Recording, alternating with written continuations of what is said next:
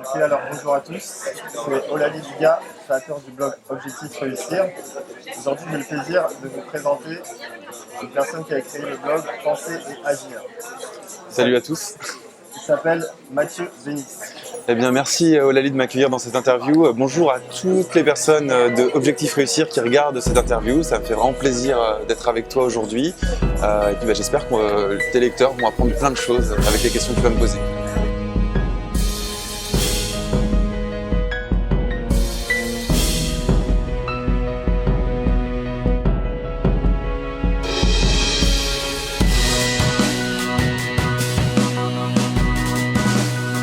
D'accord, pas de souci. Alors moi c'est Mathieu Vénis. J'ai créé, donc comme tu l'as dit, le site Penser et Agir. Alors le slogan du site Penser et Agir, c'est le développement personnel par l'action.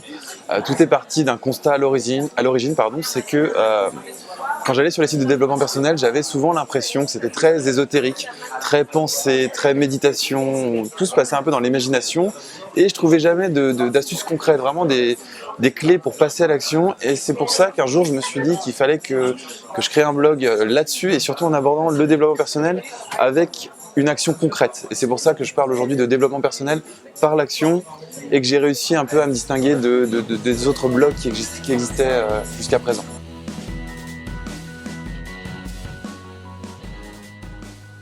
Alors c'est assez marrant, c'est une anecdote en fait qui s'est passée il y a très longtemps, quand j'avais 17 ans à l'époque. Je sortais d'une rupture amoureuse et à l'époque, voilà, quand on est jeune, on a sa première petite copine, j'étais resté 3 ans avec elle et puis on s'était séparés, donc j'étais triste. Et un jour, alors que je me rendais au lycée, je cours pour rattraper un tramway. Et donc c'est un événement tout à fait normal pour la plupart des gens. Je vois une fille qui était sublime à l'arrêt de tram et je me dis, je cours pour rattraper mon tram. Et puis quand le tram part, eh bien, je la regarde et puis je me dis bon, je suis pas allé lui parler. Et bon, c'est totalement anodin comme événement, sauf que moi, toute la journée après, ça m'a travaillé. Et je me suis dit, qu'est-ce qui a fait que je suis pas allé voir cette fille-là alors que finalement il y a des tramways toutes les 2 minutes. Qu'est-ce qui m'a bloqué? Et donc en fait, je me suis posé ces questions-là, je me suis intéressé, alors ça remonte à il y a 11 ans cette histoire-là, parce que j'ai 28 ans aujourd'hui, ça remonte vraiment à longtemps. Et donc je me suis intéressé un petit peu au début aux techniques de séduction. Et donc j'ai regardé ce qui se faisait à l'époque. Alors aujourd'hui il y a beaucoup plus de sites de séduction, c'est assez répandu sur internet. À l'époque c'était quand même assez nouveau et il y avait pas mal d'arnaques, on va dire. C'était pas très sérieux, je dis pas que c'est sérieux aujourd'hui, mais en tout cas c'était beaucoup moins sérieux avant qu'aujourd'hui.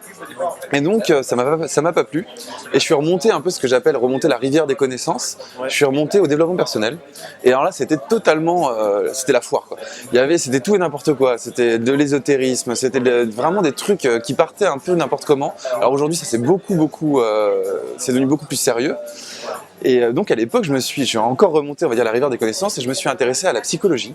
Et je suis vraiment devenu fan de psychologie, mais vraiment passionné à fond de psychologie. J'ai lu énormément de livres, j'ai lu des e-books, j'ai suivi, alors plus tard j'ai suivi des formations aussi. Et de ce que j'ai appris au niveau de la psychologie, je me suis dit, il faut que je fasse des applications concrètes de la psychologie. Et c'est en redescendant, on va dire, cette rivière des connaissances que j'ai créé le développement personnel par l'action, en mélangeant donc à la fois ce que j'ai appris en termes de psychologie avec ce que j'ai appris dans mon métier d'ingénieur, parce que j'ai travaillé 4 ans en tant qu'ingénieur aussi, donc de 2010 à 2013, quelque chose comme ça, 2009 à 2013. J'étais donc ingénieur d'études. Et pendant ces années-là, j'ai travaillé avec les plus grandes sociétés françaises et j'ai adapté donc des méthodes d'ingénierie concrètes, de raisonnement, de mise en place de processus concrets avec vraiment ce que j'avais appris en termes de psychologie et j'ai découlé tout ça, on va dire, dans le concept le développement personnel par l'action et donc penser et agir. Voilà. Donc c'était tout un processus en fait. Ah voilà, ouais. J'ai peut-être passé un peu de temps à répondre, désolé pour ceux qui regardent l'interview, mais c'est très bien. d'accord.